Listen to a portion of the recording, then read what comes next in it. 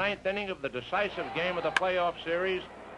October 3rd, 1951, the Polo Grounds, the National League pennant race. It's not just any pennant race. It's the Giants and the Dodgers. The Giants have come from 13.5 games back to catch the Dodgers. Now they come up down 4-1 going to the bottom of the ninth. Whoever finished first, they went to the World Series. Bobby Thompson of the Giants at bat. Bobby Thompson was a good ball player. He's not a Hall of Fame ball player, and nobody would know him. But in 1951, God said, Bobby, this is your day.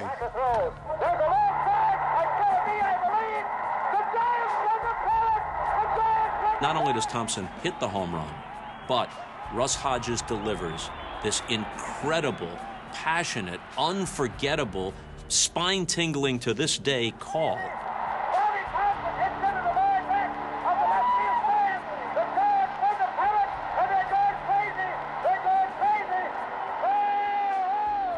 With three great Major League home teams, the Giants, the Yankees, and the Brooklyn Dodgers, baseball fever consumed New Yorkers in the 1950s. Fans arguing about it on the subways, at the newsstands, and the soda fountains, the newspaper columns, year in and year out. People say to me, who's the best baseball player you ever saw? All-around baseball player. And I don't even hesitate. I say there's two guys, Willie Mays and Mickey Mantle. Those two guys were exciting. New York Giant Willie Mays was Rookie of the Year in 1951. In '52, Mantle hit the first two of his record-setting 18 World Series homers. In '54, a stunning defensive play by Mays, simply known as the catch, propelled the Giants to the World Championship against the Cleveland Indians.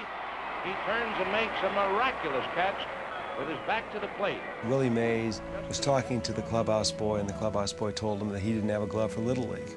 So Willie threw him his glove and said, "Here, take this."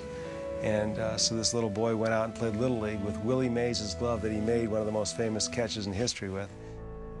And today, that glove is in Cooperstown. In 1955, for the fifth time in 9 years, the Dodgers and the Yankees went head-to-head in the World Series. This time, the Bums from Brooklyn beat the Bronx Bombers, and the Dodgers fans went wild. In '56, they were at it again. In Game 5, Yankees pitcher Don Larson went down in history as the first man ever to pitch a perfect game in the World Series.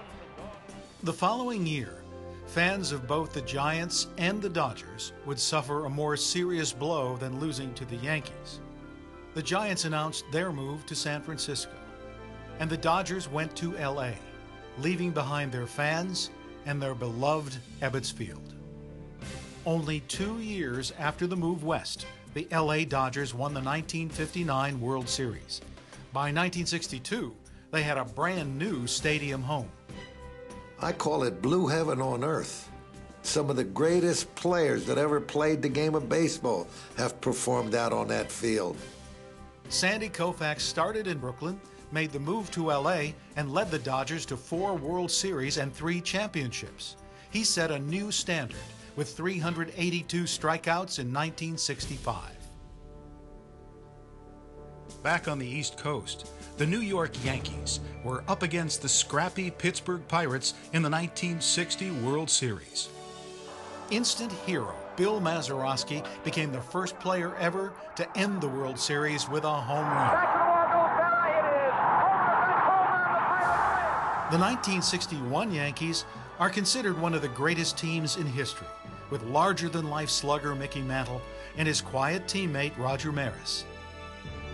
In the last game of the season, Roger Maris hit his 61st home run, surpassing Babe Ruth as the single-season home run leader. If you only think of Roger Maris in terms of 61 home runs, you miss a large part of the story.